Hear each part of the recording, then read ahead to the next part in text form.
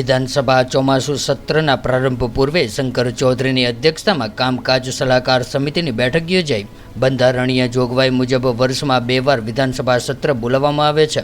જે અંતર્ગત આવતીકાલે 21મી ઓગસ્ટથી 3 દિવસ માટે વિધાનસભાનું ચોમાસુ સત્ર શરૂ થવા જઈ રહ્યું છે. ત્યારે આજરોજ વિધાનસભાના અધ્યક્ષ શંકરભાઈ ચૌધરીની અધ્યક્ષતામાં વિધાનસભા ખાતે કામકાજ સલાહકાર સમિતિની બેઠક યોજવામાં આવી હતી, જેમાં રાજ્યના મુખ્યમંત્રી શ્રી ભૂપેન્દ્રભાઈ પટેલ, પ્રવક્તા મંત્રી શ્રી ઋષિકેશભાઈ પટેલ, વિધાનસભા કોંગ્રેસ પક્ષના નેતા અમિત ચાવડા, ઉપનેતા શૈલેષ પરમાર, નાણાં મંત્રી કનુભાઈ દેસાઈ, શિક્ષણ મંત્રી કુબેર ડિંડોર, ઉદ્યોગ મંત્રી બલવંતસિંહ રાજપૂત, કૃષિ મંત્રી રાઘવજી પટેલ સહિતના મહાનુભાવો ઉપસ્થિત રહ્યા હતા અને વિધાનસભાના ટૂંકા સત્રમાં પસાર કરવામાં આવનાર મહત્વપૂર્ણ બિલો તેમજ પ્રજાલક્ષી વિવિધ પ્રશ્નો અંગે ચર્ચા કરવામાં આવી હતી. આ પ્રસંગે સરકારના પ્રવક્તા મંત્રી ઋષિકેશભાઈ પટેલે વિધાનસભા સત્ર દરમિયાન પસાર કરવામાં આવનાર જીએસટી, ખાસ અદાલત, ખાનગી યુનિવર્સિટી સુધારા સહિતના 5 મહત્વપૂર્ણ વિધેયકો સંદર્ભે મીડિયાને વિસ્તૃત માહિતી આપી હતી. જો કે કોંગ્રેસના નેતા અમિત ચાવડાએ વિધાનસભાના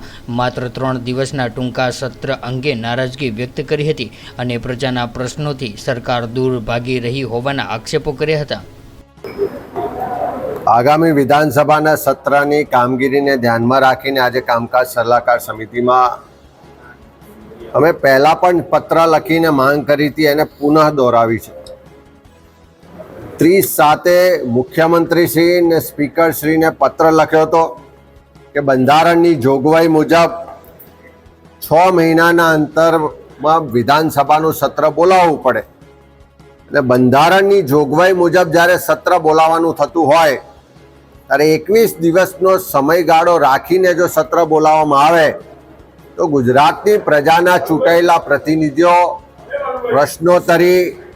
સ્વરૂપે ગુજરાતના લોકોના પ્રશ્નોને ઉજાગર કરી શકે. પણ ચર્ચામાંથી ભાગતી આ સરકારે જે તે વખતે પણ અમારી માગણીને ધ્યાનમાં નહીં લીધી ને ટૂંકી નોટિસથી સત્રની જાહેરાત કરી અને ટૂંકી નોટિસથી સત્રની જાહેરાત થયા પછી પણ જ્યારે પ્રજાના પ્રતિનિધિઓ આજે ગુજરાતમાં રાજકોટમાં અગ્નિકાંડ થયો હોય કે ફોરેસ્ટની ભરતીની પરીક્ષાના કૌભાંડો હોય, નકલી કચેરીઓથી લઈને નકલી હુકમોના કૌભાંડો હોય, ભૂમાફિયાઓ બેફામ થયા હોય, ખેડૂતોના પ્રશ્નો છે, ભરતી પ્રક્રિયાના પ્રશ્નો છે, આવા અનેક પ્રશ્નોથી જ્યારે ગુજરાતના લોકો ત્રસ્ત હોય તો એ પ્રશ્નોને વાચા મળે એટલા માટે કોંગ્રેસ પક્ષ દ્વારા જે ટૂંકી મુદતના પ્રશ્નો પૂછવામાં આવ્યા એ પણ મોટે ભાગના પ્રશ્નો રદ કરી દેવામાં આવ્યા છે. અમે મિટિંગમાં અને સ્પીકરશ્રી સમક્ષ, મુખ્યમંત્રી સમક્ષ પણ માગણી કરી છે કે કોંગ્રેસ પક્ષ ગુજરાતના પ્રશ્નોને ઉજાગર કરીને લોકોનો અવાજ બનવાનો પ્રયત્ન કરે ને તમે એને રદ કરો, ચર્ચા જ ના થાય એવી સ્થિતિનું નિર્માણ બહુમતીના જોરે કરવામાં આવે, ક્યારેય આ લોકશાહીમાં સ્વીકાર્ય ના હોય. એટલે અમે સ્પીકરશ્રીને રજૂઆત કરી છે કે ટૂંકી મુદતના પ્રશ્નો મંત્રીશ્રીઓ જે ના પાડે છે એમને બોલાવીને ચર્ચા કરીને ટૂંકી મુદતના પ્રશ્નો દાખલ કરવામાં આવે. જે ગુજરાતની પ્રજાના પ્રશ્નો છે એને ચર્ચા માટે પૂરતો સમય ફળવાય એવી માગણી કરવામાં આવી છે. 3 દિવસનું સત્ર અને 3 દિવસના સત્ર દરમિયાન 6 માસમાં એક વખત સત્ર મળવું જોઈએ, નિયમોમાં છે. આપણે એ નિયમ પ્રમાણે 3 દિવસનું સત્ર અને મહત્વના બિલો જેવા કે જીએસટીનું બિલ, યુનિવર્સિટી સુધારા બિલ સાથે